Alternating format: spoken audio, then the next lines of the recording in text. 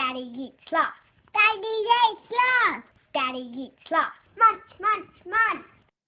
Hello and welcome to Daddy Eats Last, where we discuss the challenges of being a man in modern society and whatever the hell that even means. I'm Kane and I'm flying solo this week. We've managed to escape Melbourne, or escape Melbourne I should say, and chuffed off to get away from some screen time. We're still in Victoria, of course, because as Victorians with COVID-19 and the restrictions being rolled back as of basically now, we're a bit hamstrung on what we can do, which is fine.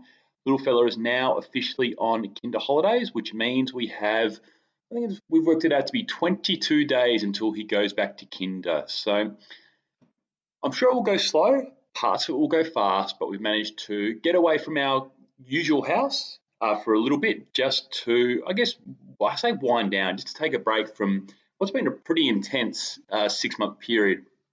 I'm an accountant, so with everything going on with JobKeeper and supporting our small business clients over the pandemic, it's been really frantic. We've had a lot on.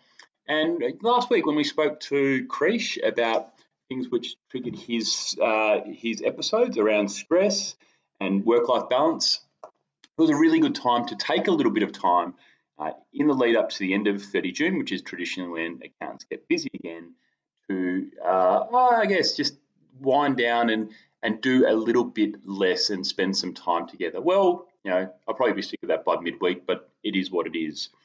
So it's just me tonight. There's no Ryan, there's no Maddie. It's difficult to record online from, when you're remote. So it's just me. I don't even know what I'm going to talk about, but we'll just let this roll and see where we go. We did have a trip down here today, and this will probably form another episode of Daddy Eats Last when the boys are back in town again soon. And we were just talking while we were driving down the differences between driving back when we were kids and driving now. It was only an hour and 15-minute trip from home to where we're going to stay for the next few days. But it got us thinking of all the differences between when we drove as kids. I was in the sort of early 80s and my wife was more towards late 80s, early 90s, and the differences. So there was certainly no entertainment facilities in the back of cars back then. All you had was I Spy. Or you could count things. So you could count the power poles versus other things and see which would win. So you could keep count of things like that. I Spy with my little eye. I can't imagine how difficult that was for my parents with 2 kids in the back and us playing I Spy with my little eye and then half fighting about things along the way. So the entertainment aspect, like a lot of kids now seem to have entertainment units in the back of the cars, iPads, that they can self-serve and watch Hey Dougie or whatever tickles their fancy. I'm sure my little fella would love that, but we're certainly not at that stage there yet.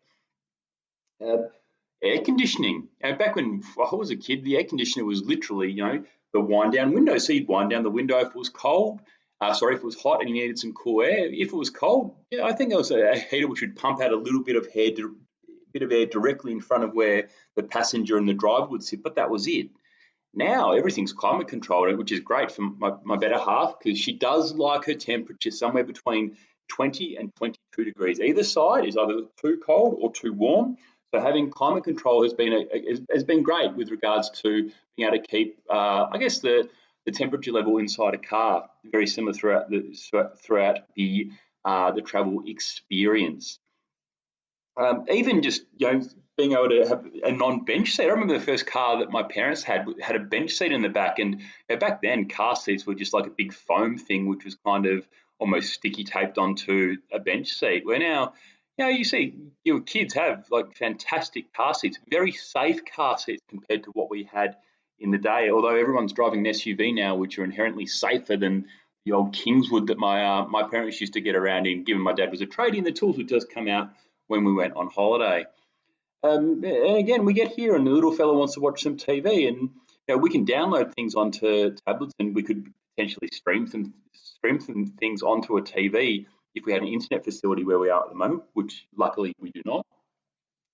But having every channel at your fingertips and being able to stream what you want, when you want, as opposed to 5 TV channels, which will play your show that you want to watch once a day. And if you miss that time slot, then you can't watch it until the next day instead of banking up 5 episodes of the Octonauts, 2 episodes of Paw Patrol, an episode of this, an episode of that.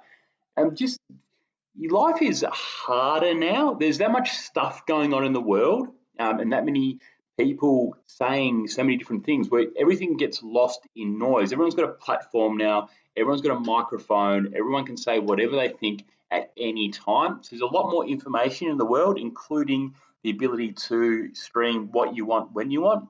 It's actually nice to not have that for a little while. And like I said, we download a couple of bits and pieces onto a tablet so we can watch some things we want to watch, but at the same time, not being stuck to stuck glued to a TV and doing X and doing Y is really nice. And while we are still in the throes of the pandemic here, especially in Melbourne and Victoria, as opposed to the rest of the country, and we do have more significant restrictions because we've proven that we cannot be trusted to do what we're meant to do, with people turning up to family things with a bit of a cold or a bit of symptoms, which turned out to be COVID.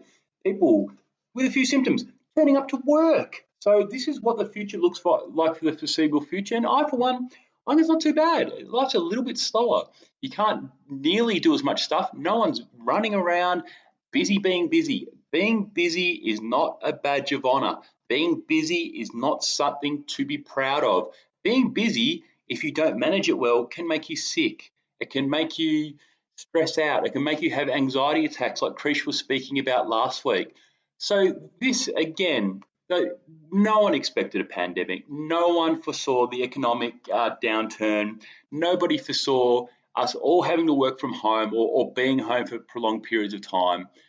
But make the most of it if you can. I know it's hard.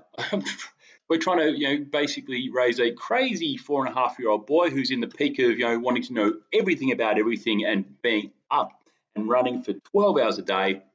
One of my friends called it, basically it's a 12-hour shit show. You get up, you have your 12-hour shit show, you get an hour to yourself at night, and then you start it all again the next day. So just do what you need to do to get by. Stay safe, wash your hands, and most importantly, please think of others. Be selfless instead of selfish. That's it this week for Daddy Eats Last. Do subscribe to our podcast on iTunes if you haven't done already. And while you're there, please leave a review and tell your mates about the podcast, especially if they are guys. We'll be back next week. I'm sure all the boys will be back next week and we'll talk about something fun or maybe something serious. So tune in then for another episode of Daddy Eats Last, or another serving. I think that's the dad joke. Catch you next week. Bye-bye. Bye-bye.